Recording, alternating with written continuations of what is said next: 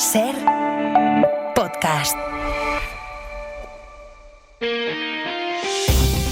Las 8 de Hoy por Hoy en Ser Podcast.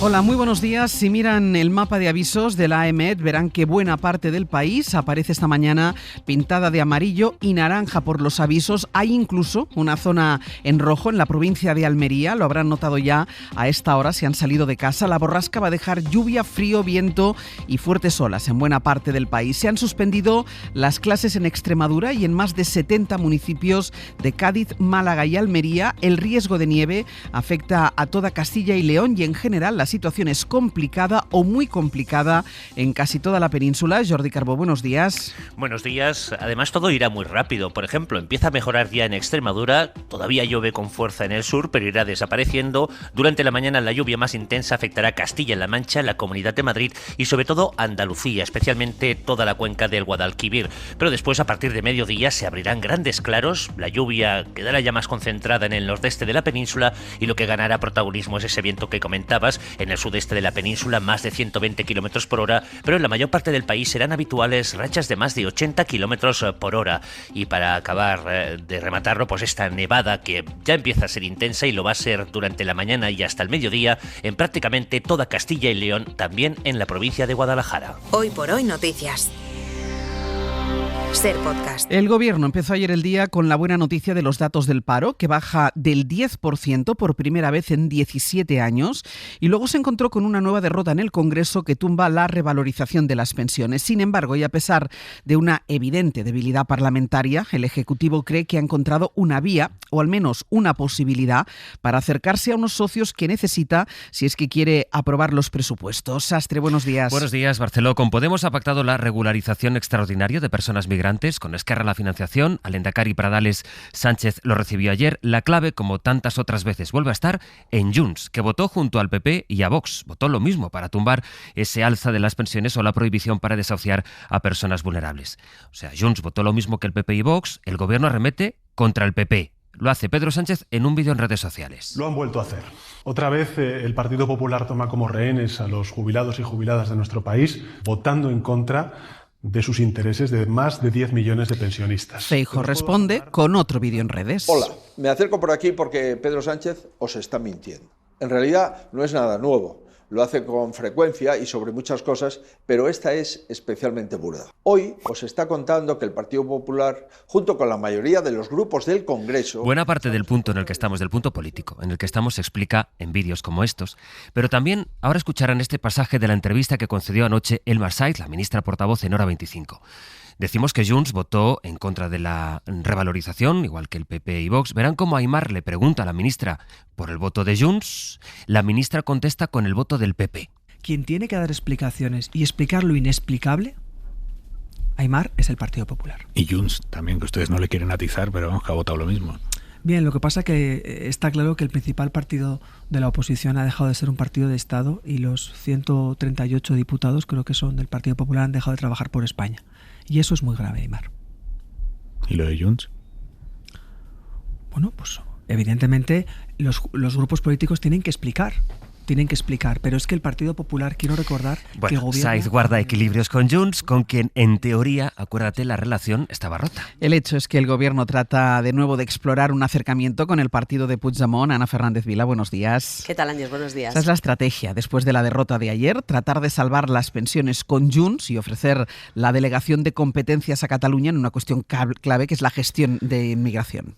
El Gobierno trabaja ya en esa siguiente pantalla, reconstruir puentes con Junts para recuperar las medidas del decreto que cayó ayer, pero también con vistas a futuras negociaciones, incluso los presupuestos, tal y como reconoció ayer la portavoz del Gobierno en Hora 25. Este engranaje, encontrar lugares comunes, es lo que está haciendo este Gobierno todo el rato. Y esto siempre es positivo para afrontar lo que venga.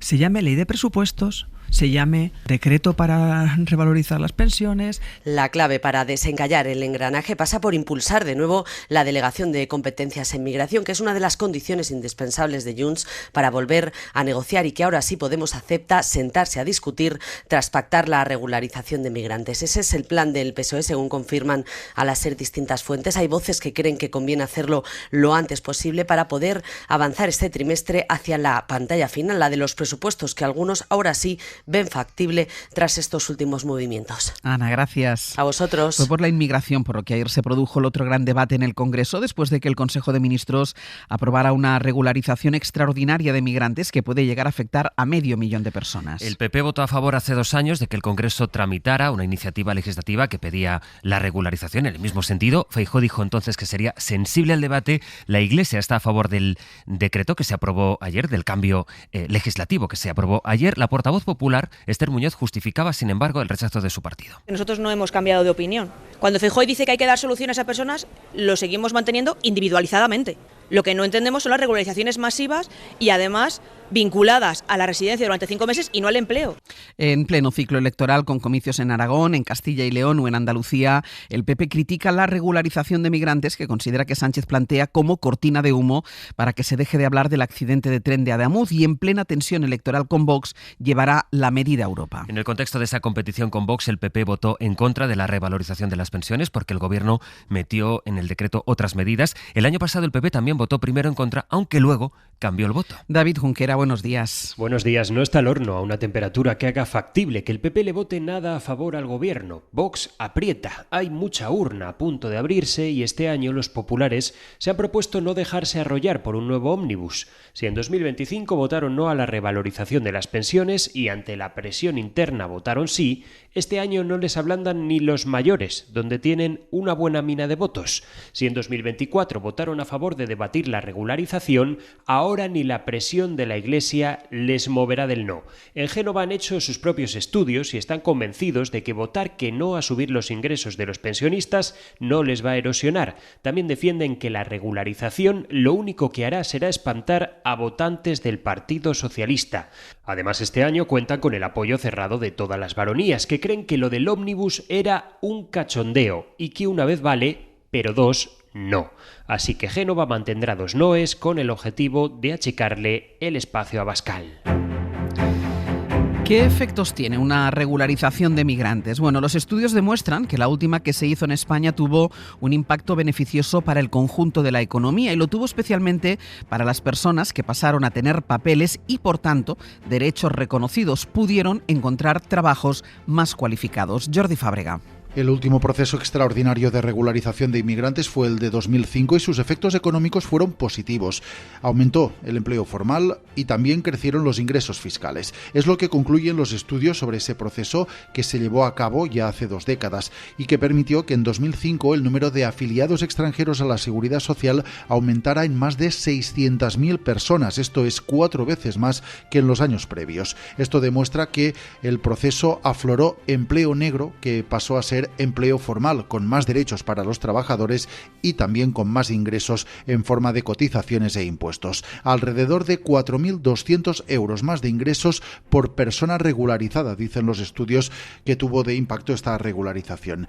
Un proceso que permitió también a los inmigrantes mejorar su situación laboral, porque muchos de los que se dedicaban al trabajo doméstico, por ejemplo, gracias a tener papeles pudieron mejorar sus empleos. Más de la mitad había cambiado de trabajo a los 6 meses.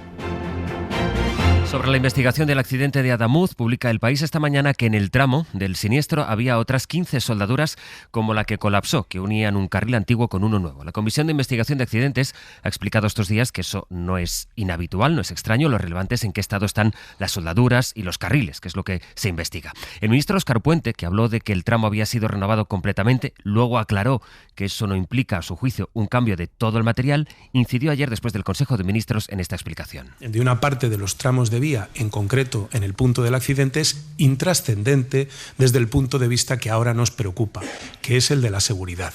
Ninguna incidencia ha tenido en la causación del accidente y, por tanto, cualquier disquisición sobre la renovación o no de algunos tramos de carril es irrelevante para el accidente que nos ocupan. El Boletín Oficial del Estado acaba de publicar hace media hora las ayudas que aprobó ayer el Consejo de Ministros para las familias de los afectados de los accidentes de Adamuz, también el de Gelida, ayudas por valor en total de 20 millones. Se pueden solicitar desde ya. El Gobierno tramita una petición de indulto para el exfiscal general del Estado, Álvaro García Ortiz, que fue condenado por el Supremo al entender que fue él quien filtró el correo con la confesión de 2 delitos fiscales del novio de Isabel Díaz Ayuso. 2 ciudadanos han pedido el perdón de Álvaro García Ortiz y el Ministerio de Justicia ha iniciado los trámites. Pedro Jiménez. Justicia ha recibido una petición de indulto para Álvaro García Ortiz. La suscriben 2 ciudadanos particulares que se basan en razones de justicia y equidad para solicitar el perdón para el exfiscal general del Estado. El departamento que dirige Félix Bolaños ya ha activado el procedimiento y ha pedido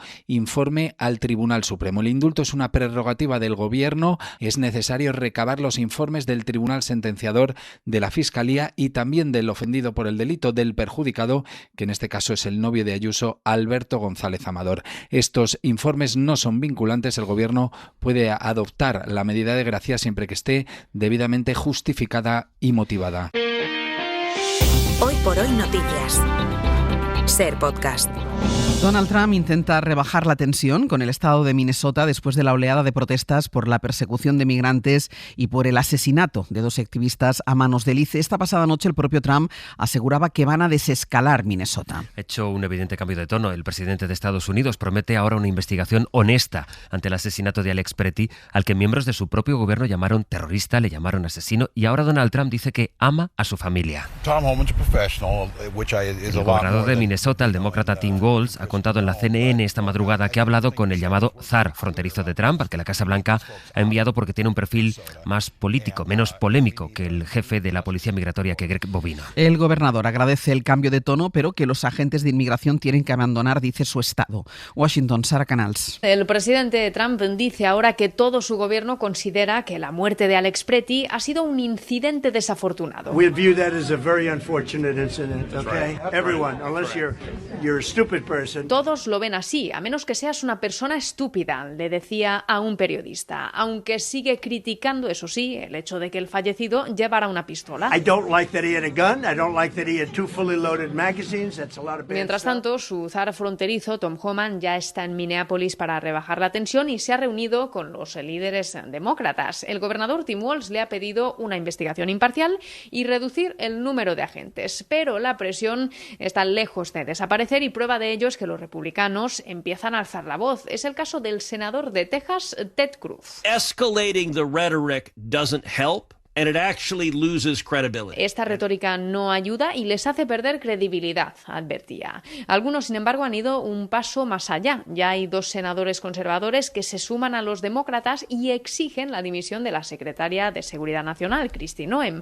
Alegan que su actuación es inaceptable, aunque Trump, por ahora, la sigue apoyando firmemente. La inmigración, la represión policial es la gran noticia en Estados Unidos y es el contraste por lo que el New York Times ha tenido en la portada de su edición digital la noticia de la regularización de inmigrantes que aprobó ayer el Gobierno de España. Habla este periódico de medida sorprendente contra una tendencia global que va en sentido contrario y detalla en qué consiste la decisión española en comparación con las políticas de Trump. Dice este rotativo, el New York Times, que el Gobierno intenta presentar a España como un faro, escriben, para los migrantes. En Italia se ha desatado una enorme bronca política en cuanto se ha sabido que serán agentes del ICE, de esta policía contra los migrantes, la que escoltará a los atletas olímpicos de Estados Unidos, que van a participar el mes que viene en los Juegos de Invierno que se celebran en Milán. Corresponsal en Italia, Joan Solés. ICE in quanto tale non opererà mai in Italia. Como policía de fronteras no operarán nunca en Italia, ha asegurado el ministro italiano del Interior, Piantadosi, en relación a los agentes del ICE que deberían llegar en los próximos días para garantizar la seguridad de los participantes estadounidenses y de los secretarios de Estado Vance y Rubio en los Juegos Olímpicos de Invierno. Todo lo contrario de cuanto ha dicho el vicepresidente y ministro de Exteriores Tajani, el ICE, ha añadido, no es la Gestapo. Si llegan, va a ser para colaborar con la policía italiana. También nosotros, ha recordado Tajani, hemos ido a los mundiales de Alemania para colaborar con su policía. Con la nuestra policía, a colaborar con la policía tedesca. En cualquier caso, el alcalde de Milán, Sala, figura clave en los Juegos Olímpicos de Invierno, es rotundo. Como alcalde y como ciudadano italiano, ha afirmado Sala, no quiero que este cuerpo de policía privado, que actúa en la absoluta ilegalidad, que mata, llegue a Italia. El alcalde de Milán del Partido de los Verdes Europeos no es el único que se expresa con esta firmeza. Tiene el apoyo de toda la oposición en bloque, contraria también a la presencia de agentes de fronteras de los Estados Unidos en Italia. Las 8 de Hoy por Hoy en Ser Podcast. Los sindicatos van a pedir a la patronal una subida de salarios de al menos el 4% al año de aquí a 2028 La propuesta llega en algunos sectores al 7% y en ella se incluye que los salarios más bajos crezcan algo más deprisa que los que ya son más altos. Estefanía Salvatierra. Los sindicatos tienen lista la propuesta que harán a la patronal de cara al próximo acuerdo para el empleo y la negociación colectiva. El ANC es el marco sobre el que se asientan la mayoría de los convenios colectivos y que protege a más de 11 millones de trabajadores. UGT y comisiones obreras plantean un incremento salarial del 4% por cada uno de los 3 años de vigencia del acuerdo, de aquí a 2028, a lo que se añadiría un 1,5% adicional en función del IPC. Para los salarios más bajos, los que están hasta un 30% por debajo del salario medio anual, el texto recoge un complemento adicional del 3%. Una propuesta, decía Unai Sordo, dirigida a los salarios que se quedan entre el SMI y la media salarial. La gente cada vez se tiene que gastar más en universidad o atención a la dependencia. Eso, en familias con salarios de 1.300, 1.400 o 1.500 euros, directamente implica que todas las mejoras salariales se los está comiendo la vivienda y otros gastos estructurales de las familias. Para minimizar el impacto de la vivienda, los sindicatos proponen alojamientos vinculados al empleo o ayudas públicas. Para no perderte ningún episodio, síguenos en la aplicación o la web de la SER, Podium Podcast o tu plataforma de audio favorita.